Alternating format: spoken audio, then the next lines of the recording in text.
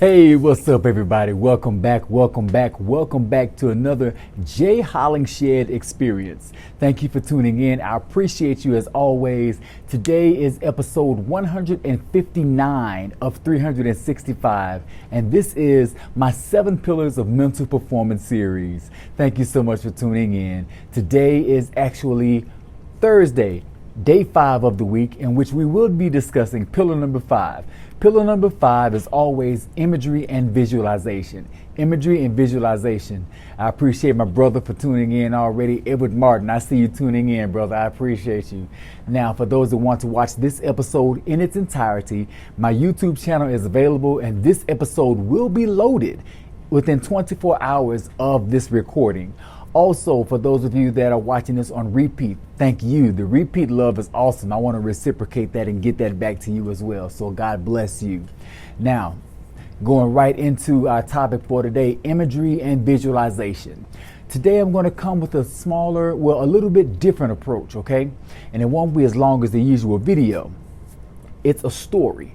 I've been doing some research and studying this, the human performance deal, and I've been reading a book.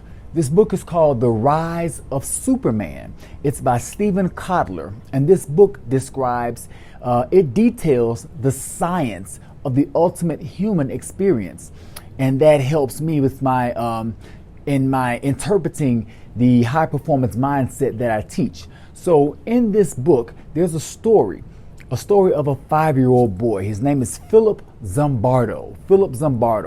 He's 5 years old, right? And this story takes place in 1939. So this is back in the day, 1939.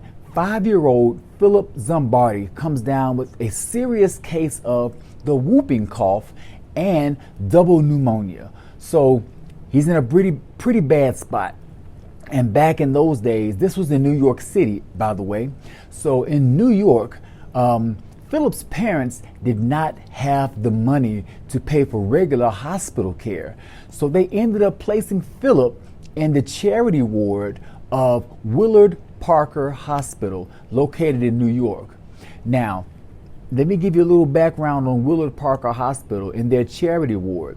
Their charity ward only housed children with contagious diseases, okay? Now, this is, like I said, back in 1939. This is before the age of antibiotics. You get your shots, your antibiotics or whatever. You take your antibiotics and the pills to keep from getting sick. Well, this was before the days and the age of antibiotics.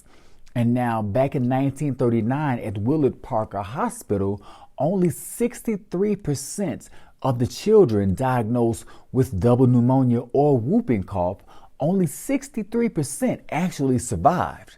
So that meant that Philip Zimbardo, our 5-year-old that was admitted for this, he only had a 63% chance of living according to the hospital. Now, he's in the hospital, right? He's surrounded by a lot of other 5-year-olds or other children his age, not necessarily 5-year-olds, but he made friends while he was in the hospital recovering from whooping cough and double pneumonia. But as I said, the recovery percentage is greater than 50%, actually greater than 60%. So a lot of his friends that he made while in the hospital, he witnessed them die. So imagine the mindset of a 5-year-old. Actually making new friends. And in the midst of making new friends, he watches them on their downward spiral, okay? Their downward spiral to their death. And he's watching them go through depression. He's watching them go through a despair. This is pretty rough for a 5-year-old. Now, for those of you that are familiar with child development and child development psychology, you understand that the first 5 years are the developmental years for a child's life. And those first 5 years develop the foundation, especially the decision-making processes or the decision-making elements that are established in the child's life. To all the way through adulthood, the child will be making decisions based on what they learn and how they adapt in that first 5 years of their life. So here we are. Philip Zimbardo is only 5 years old. He's in the Willard Parker Hospital in New York in 1939. He has double pneumonia and he has a serious case of whooping cough before the age of antibiotics. All of his friends, he's witnessing them die. Okay, he's a 5-year-old. All of this is in his mind. It's happening and he's taking it in, okay? And he is surrounded with death, despair, and depression, because all he sees is worst case scenarios. And he has the same condition as those that are dying. So what do you think is going through his mind? Well, Zimbardo actually he went the opposite direction. At 5 years old, he went the opposite direction, and he actually found that imagination was the only way to keep from sinking into the depression, from sinking into the despair that he was surrounded in. So he kept imagining and visualizing better possible futures for himself every day, all day, every day. Every time somebody around him was dying or getting worse than they were the day before, he would be constantly imagining better possible futures for himself. Now, by doing so, it actually helped him and made a significant impact. He wasn't in that 63% that would not make it from that hospital. So now he got better. He recovered, and he was released from the hospital. Now, despite the several deaths that he as a 5-year-old viewed, he viewed his hospital stay as a positive experience.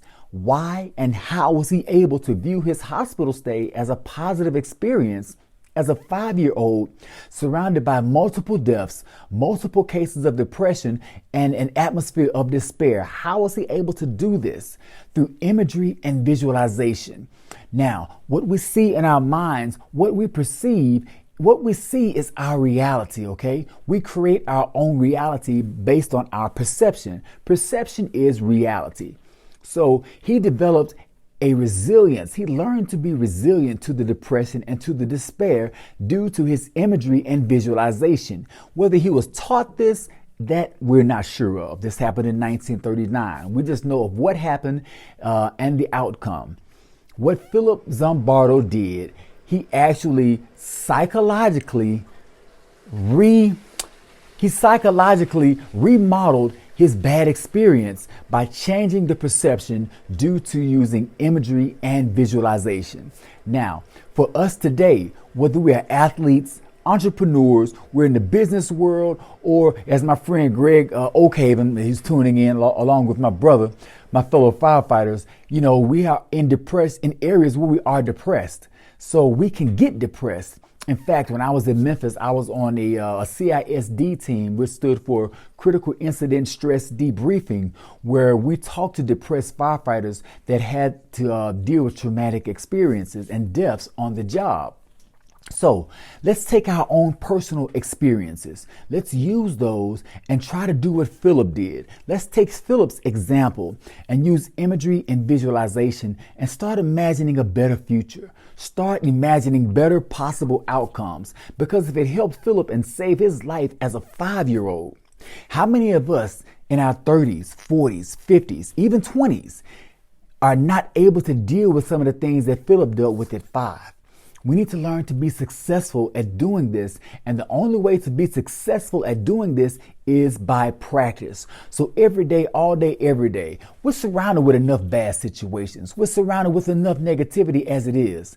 So let's use those as opportunities to imagine better possible outcomes. I was driving home from work this morning and saw a car wreck. It was a Jeep turned over on its side. I immediately started imagining a better outcome for the driver. I don't know what the driver's outcome was, but I started imagining them walking, talking, being with their families and not being hurt.